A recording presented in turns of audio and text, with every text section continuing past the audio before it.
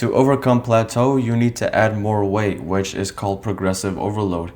And over time, when you add more weight, you'll become stronger. And when you become stronger, you'll be able to lift more weight. But when the time comes where you are not able to lift as much and you are stalling somewhere, that is what I call a plateau. Hello there, my name is Mohammed Bangash. I am a certified personal trainer, and here in this video, you will understand and learn and find out what exactly you need to do to overcome your plateau.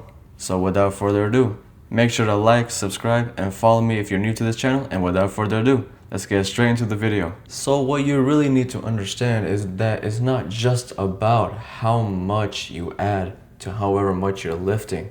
It's also about what type of a workout you're doing. For example, bench press, the most commonly used workout for this scenario. If you can't bench 200 pounds and you are benching 190 pounds, how do you up that weight when you've already been bench pressing for, let's say, 1.5 years, right? That is a really long time. At that point, your muscles are already used to this repetitive cycle of you bench pressing almost every other day. So, how do you overcome this? It comes in two different categories. Either one, you could simply add more weight, but if you are not able to, for whatever reason, add more weight, and it becomes more difficult for you to add more weight, then you're only down to one option, and that is to completely change the type of workout you're doing. And then months later, you come back to the same workout that you used to do. For example, instead of bench pressing, it's better that if you do either chest flies or the chest press machine with loaded plates, a dip machine, weighted dips, it could be anything else. And then eventually, your muscles will get used to it. To whatever workout you're doing, it will get used to it. And then that is where you come back to the previous workout that you were doing after months of training with a different type of chest workout, and you'll see the progress. So that is only one of the ways. The second way is, which more commonly used, is simply add more weight. Now, you've probably heard this everywhere, but take it from me. At the very beginning phase of my lifting career, when I first ever touched weights, I was only able to bench 85 pounds. And the one thing that worked out for me the most out of anything else was me slowly and gradually every single day adding more weight.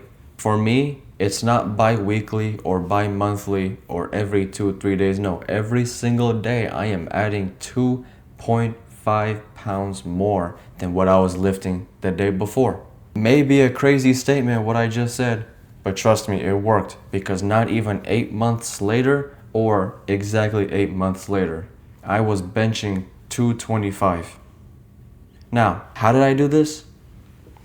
Obviously, back then, it had a little bit of an ego to it, and I will be honest with you, my form with that bench pressing wasn't really the best. It was actually more of an ego thing.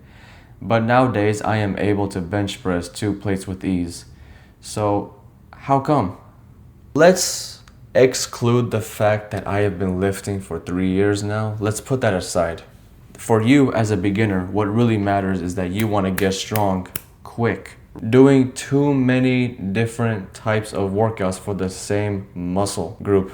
You do not need to be doing that many different types of workout. All you're ever doing is just simply tiring your muscles out.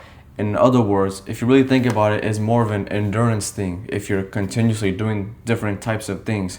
Because if you really think about it, you're basically sprinting and jogging in many different types of forms, which, if you ask me, is not really ideal if you want to lift heavy weight.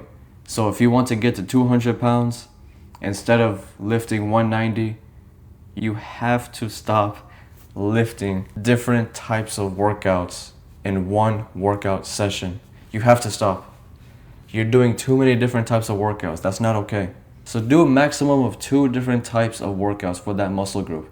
Me personally, as a beginner, well, I'm not a beginner, but for you as a beginner, do flat bench press and an incline bench press. Those are the 2 best things you could do as a beginner. And then later on, once you need to change the type of routine you make for working out, Then try using the dumbbells, incline dumbbell presses or chest flies, something like that. All right? And then you repeat that cycle, you go back to what you were doing, and then continuously repeat this cycle of shocking your muscles. You have to shock your muscles. Just keep that in mind. So the 3 key lessons you can take from this video right now is 1, add little pieces of weight to your workout every single time you go to the gym. It doesn't have to be every day because not everyone works out every day, but I do. But for you, every time you go to the gym, add a little bit more weight and push yourself to do it. It's hard, I know, but if you can't do it, then have a spotter spot you. Don't do it alone. Well, I've learned my mistake many times when I was lifting alone.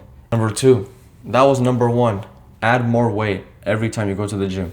Number 2, stop doing so many different workouts, maximum of 2. Keep that in mind. And last but not least, number 3, switch up the weight.